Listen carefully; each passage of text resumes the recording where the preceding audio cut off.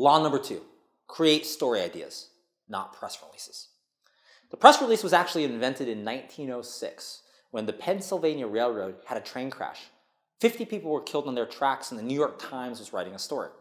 So the Pennsylvania Railroad wanted to get their side of the story out, so someone named Ivy Lee wrote the first press release, and it was so well written, it was so brilliantly wordsmithed that the New York Times ran this document in their paper verbatim. All the other companies saw that and said, we want to do that too. We want to get printed in the New York Times. And thus, the press release was born. But what we have to remember is that the press release was invented for a very different purpose. It was an already newsworthy event, a train crash. It was an already newsworthy brand, at the time, Pennsylvania Railroad, trying to get their side of the story out. So press releases are great to supplement or support what you do. They're great for big brands like Apple and Microsoft and President Obama and Tiger Woods. But for most companies that are launching a new product, that are trying to become more newsworthy, that are trying to grow their company, a press release isn't the most effective way to do it. We believe in story ideas instead.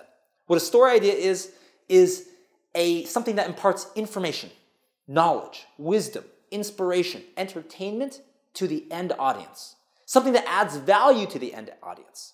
And you know what? They might never buy our product or service. They might just read or watch or listen to that story idea, and they'll still get value out of it.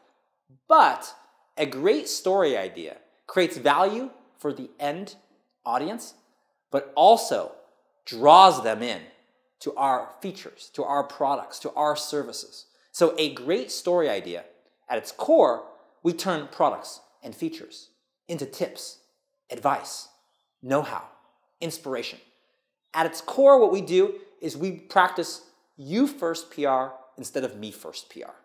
What you first PR means is it's the end audience that matters most. It's providing value to the end audience that matters most.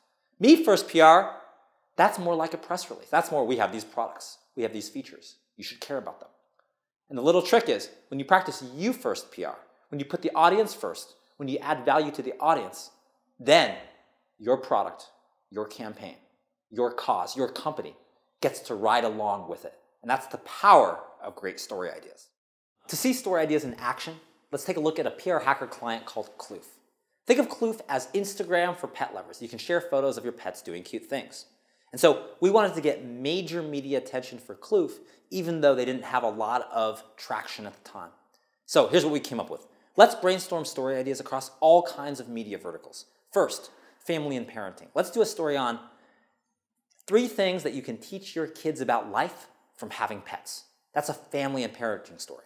Or let's do a story for money and personal finance on how to take better care of your pets and save an extra $100 per month. That's a money or personal finance related story. But what we really wanted to do was connect Kloof to a topic that was part of the cultural conversation.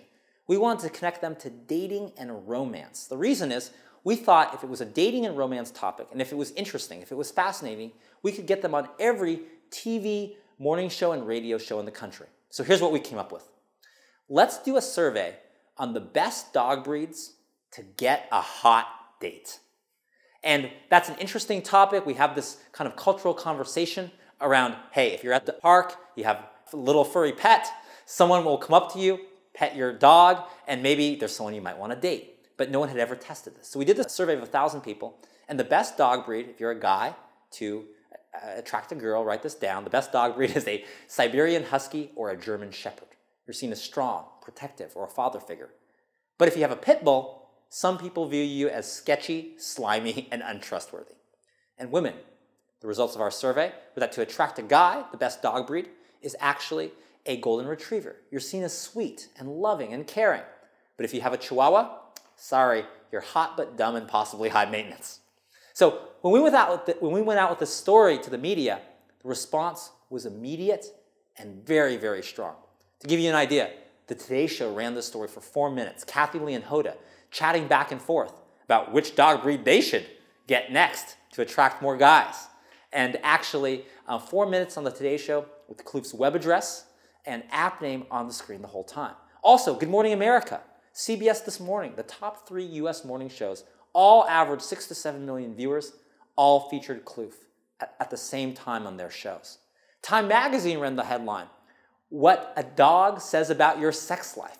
And then it went to more than 200 media outlets in 21 countries all over the world. So this is the power of a story idea.